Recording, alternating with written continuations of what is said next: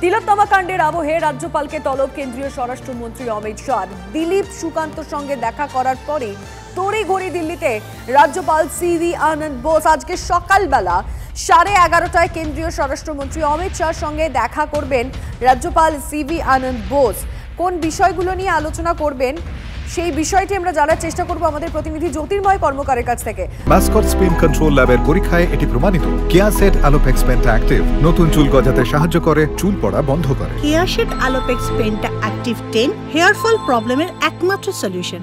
জ্যোতির্ময়, আর কিছুক্ষণের অপেক্ষা, তারপরেই তাদের মুখোমুখি হবেন অর্থাৎ রাজ্যপাল এবং স্বরাষ্ট্রমন্ত্রী। কোন বিষয়গুলো উঠে আসতে পারে আজকে কথা?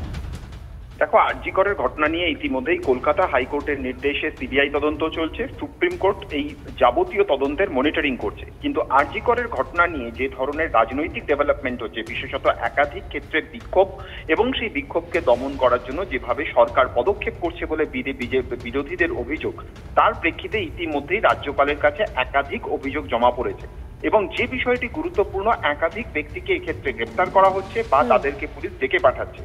এই বিষয়টি নিয়েই মূলত রাজ্যপালের কাছে অভিযোগ জমা পড়েছে। এবং গতকাল তুমি ঠিক যেমনটা জানালে যে বিজেপি নেতৃত্বের সঙ্গে বৈঠকের পরই গতকাল রাতে দিল্লি এসে পৌঁছেছেন রাজ্যপাল। আজ সকাল 11:30টার সময় কেন্দ্রীয় স্বরাষ্ট্রমন্ত্রীর সঙ্গে বৈঠক করতে পারেন তিনি এবং সেই বৈঠকে মূলত রাজ্যের সামগ্রিক আইন শৃঙ্খলা পরিস্থিতি, আরজি করের ঘটনা নিয়ে যে পরিস্থিতি তৈরি হয়েছে সেই বিষয়ে তিনি বিস্তারিতভাবে রিপোর্ট জমা দেবেন এবং তারপরে কেন্দ্রীয় স্বাস্থ্যমন্ত্রী জগৎ প্রকাশ নাড্ডার সঙ্গেও তিনি দেখা করতে পারেন বলে সূত্র মারফত আমরা খবর পাচ্ছি। ফলত রাজ্যপালের এই দিনের দিল্লি সফর যথেষ্ট তাৎপর্যপূর্ণ এবং তিনি কি অভিযোগ জানান, তিনি কি রিপোর্ট দেন, আমাদের নজর থাকছে সেদিকে। একদম আমাদের জ্যোতির্ময় নজর থাকবে। কিন্তু রাজ্যপালের সঙ্গে কেন্দ্রীয় স্বরাষ্ট্রমন্ত্রীর যে কথা হতে চলেছে, যে আলোচনা হতে চলেছে, সেই নিয়ে তৃণমূল কংগ্রেস কি ভাবছে অবশ্যই আমরা জানার চেষ্টা করব। কুণাল ঘোষ কি বলেছেন শুনুন। বাংলাকে একটা অস্থির অরাজকতা তৈরি করার একটা চেষ্টা। রাজ্যপাল তিনি এ নিয়ে বড় বড় কথা বলছেন কেন? তিনি কি রিপোর্ট দেবেন? যার বিরুদ্ধে নারী নিগ্রহের অভিযোগ, সেই রাজ্যপালকে ডেকে বাংলা নিয়ে বৈঠক নয়, সেই রাজ্যপালকে অবিলম্বে বাংলা থেকে সরানো, বরখাস্ত করা, আইনের বিচারের মুখে আগে এই রাজ্যপালকে ফেলে দেওয়াটা কেন্দ্রীয় স্বরাষ্ট্রমন্ত্রীর উচিত। আর এবার অবশ্যই আমাদের নজর রয়েছে সন্দীপ ঘোষ, কারণ প্রত্যেকদিন সকালবেলাই আমরা নজর রাখি যে সন্দীপ ঘোষ বেরোলেন কিনা, মানে যেটা তার রুটিন আর কি। গত 14 দিন ধরে সিবিআই দপ্তরে আজকেও গেছে এনআরজি করের প্রাক্তন অধ্যক্ষ।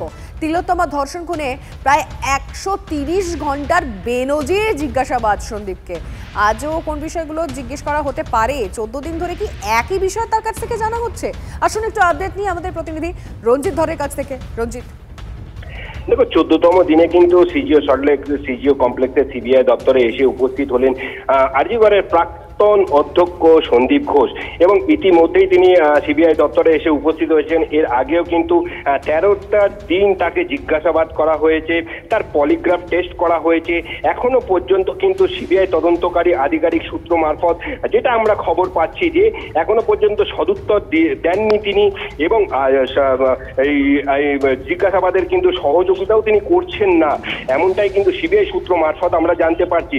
এবং এখনো পর্যন্ত তার কাছ থেকে পাওয়া তথ্য, সেই সমস্ত তথ্য কিন্তু বয়ান রেকর্ড করা হয়েছে। ইতিমধ্যেই সেই সমস্ত তথ্যগুলি কিন্তু খতিয়ে দেখা হচ্ছে এবং আর কিছুক্ষণের মধ্যেই তার জিজ্ঞাসাবাদ পর্ব শুরু হবে এবং সিবিআই তদন্তকারী আধিকারিকরা, অর্থাৎ দিল্লি থেকে আসা যে সিবিআই তদন্তকারী আধিকারিকরা, তারা মনে করছেন যে এক এক সময় এক এক রকম ভাবে উত্তর দিচ্ছেন। তার যে অসঙ্গতি রয়েছে, অর্থাৎ বয়ানে ব্যাপক অসঙ্গতি রয়েছে, সেই সকল অসঙ্গতিগুলো কখন মেটে সেটাই আমাদের দেখার রয়েছে। ধন্যবাদ রঞ্জিত।